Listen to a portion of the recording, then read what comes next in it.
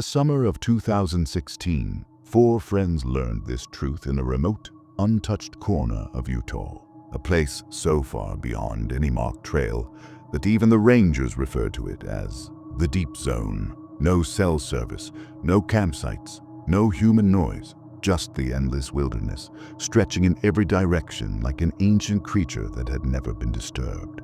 They drove for hours through winding forest roads until the trees grew tall enough to block the sky. When they finally stepped out of the car, the evening light caught the tops of the pines, setting them on fire with gold. The air smelled clean, untouched by anything human. It was the kind of place that made you feel small, humbled, almost swallowed by the silence around you. During the day, everything felt beautiful, safe, almost sacred. They set up their tents, cooked dinner over a small fire, laughed until their stomachs hurt. But as the sun dipped behind the hills, that same perfect silence changed. It became heavier, thicker, the type of silence that makes you look over your shoulder even when you know nothing is there, a silence that doesn't feel empty, but watched. By 10 p.m., the forest had gone completely still. Not a single cricket, not a single breeze. The fire crackled weakly before dying out, and the four of them retreated into their tents, thinking they'd fall asleep to the peace of nature. Instead, they drifted into a restless, uneasy quiet. Hours passed. The cold crept in. One of the friends who would later tell this story lay half awake, tossing in and out of dreams. And then, at exactly 3 a.m., he heard it, a single crunch. Not loud, not sharp, just enough to jolt him awake. At first, he told himself it was one of his friends stepping out to pee, but the steps didn't move like that. They were too slow, too controlled. Each footstep pressed into the earth with the careful intention of someone trying not to be heard, but failing. He whispered his friend's name, barely breathing the sound. No response. The footsteps continued, circling the camp, dragging slowly around each tent. He could hear leaves shifting, twigs snapping quietly under weight. This wasn't a deer, it wasn't an animal of any kind. These were human steps. His heart slammed against his ribs, and he pressed himself flat against the ground, listening. Every instinct inside him screamed to stay silent. The footsteps stopped near his friend's tent, paused, then crept toward his. The breathing reached him before the footsteps did. A slow inhale, a heavier exhale.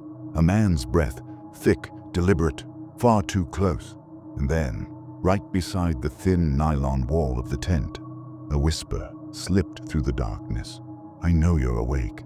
The words were so low, so controlled, that for a moment he thought he might have imagined them, but he didn't. He couldn't have. His body locked up, frozen in a terror he had never known before, the kind that sinks down to your bones and turns every second into agony. He didn't move. He didn't blink. He barely breathed. For an eternity, maybe a minute, maybe more, the figure stood there, silent, watching, listening. The only sound was that slow, calm breathing inches away from him. And then the man walked away, not hurried, not afraid. His footsteps drifted back into the trees with the casual confidence of someone who knew no one would follow him. When the sun finally broke over the ridge, none of them needed to speak. They all stepped out at the same time, pale and shaking. They hadn't slept. They hadn't dared to. They simply packed their bags in a silent panic, driven by the same unspoken terror, but nothing could have prepared them for what they found when they pulled the tents from the ground. The earth beneath them was soft, dark dirt, perfect for capturing footprints. And there they were, bare human prints, not boot marks, not shoes, bare feet, circling every tent in slow, deliberate loops, approaching and retreating, tracking each of them in the night. The prints led from the forest, around each tent, and then back into the trees. None of them spoke, not a single word. They got into the car and drove straight to the ranger station miles away. By the time they arrived, their hands were shaking so badly they could barely hold their water bottles. The ranger listened with a look that was not surprised, but weary. He followed them back to the campsite, knelt beside the prints, studying them for a long, unsettling moment. And when he finally spoke, his voice was low, almost reluctant. "There's a man out here," he said quietly. "Living off-grid, alone. We've had reports for months. He hesitated. He's broken into campsites before, watches people sleep, takes food, leaves without a trace. The ranger didn't try to scare them. He wasn't the dramatic type, but the look in his eyes, tired, cautious, was worse than anything he could have said. The forest behind him stretched out like a dark ocean, endless, silent, uncontrolled. We've never been able to catch him, the ranger added.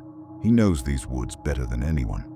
And in that moment, the friends realized something chilling. That man could have been watching them long before they ever heard him.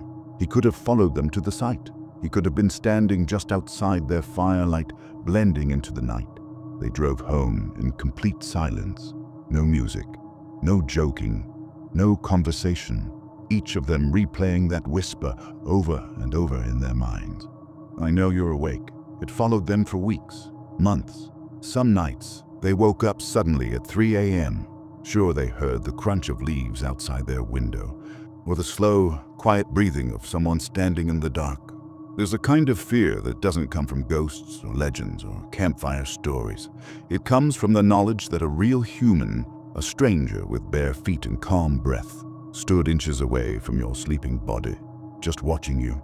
Out there, in the silence of the wilderness, there are no locks, no walls, no neighbors, just thin fabric separating you from whatever or whoever stands outside. And the worst horror of all, this story isn't just possible, it's true. The man was never found, and somewhere, deep in those endless Utah woods, he may still be walking barefoot between the trees, listening for the sound of tents being unzipped, waiting for the moment the forest grows silent enough to whisper, I know you're awake.